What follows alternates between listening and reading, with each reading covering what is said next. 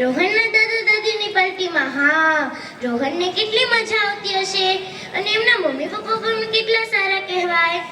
આપણા દાદા દાદી છે એવું તો મેં સાંભળ્યું છે, પણ એ વાતમાં તો તમે મને કશું કહેતા જ નથી. કહો ને, એ ક્યાં છે, શું કરે છે, કેવા છે, ક્યારે આવશે? હું જ્યારે પણ તમને પૂછું ને તો તમે મારી વાત પર ગુસ્સો જ કરો છો. આજે તમારે મને કહેવું જ પડશે, કારણ કે આજે મને મારી સ્કૂલમાંથી મારા પરિવાર વિશે લખવા આપ્યું છે. તો ચાલો, મને મારા સંપૂર્ણ પરિવાર વિશે લખાવો.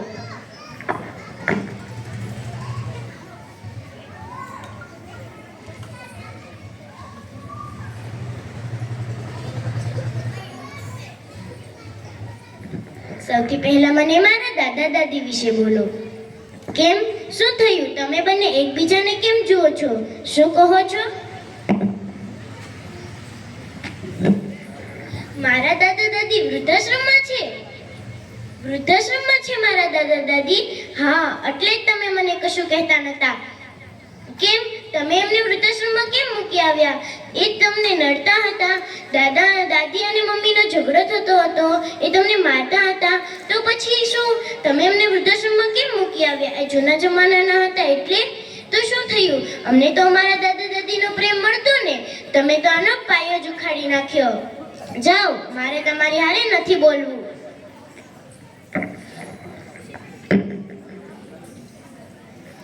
મમ્મી પપ્પા, તમે સવારમાં ઉઠીને ક્યાં જાઓ છો? હું શું કામ આવું? મારે ક્યાંય નથી આવું, મને ઘરે જ રહેવા દો. શું કહો છો? મારા દાદા દાદીને લેવા જાઓ છો? હા, હું હમણાં જ તૈયાર થઈને આવું. મમ્મી પપ્પા, તમે પણ પગે લાગો ને, કારણ કે તમે એક મંદિરને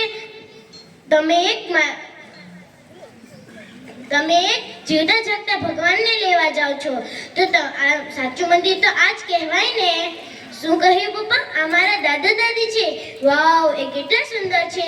દાદા દાદી, હું તમને મળવા ક્યારની તડપી રહી છું. તમે કેમ અહીંયા આવી ગયા દાદા દાદી?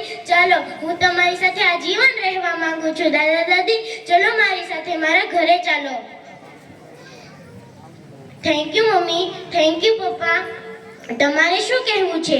હું તમારી પાસે જવાબની અપેક્ષા તો નથી માંગતી, પણ એક વિનંતી કરીશ કે તમે જે પણ કરતા પહેલા તમારા ઘર તરફ જોજો, કે જ્યાં તમારા મા બાપ રહેતા હોય.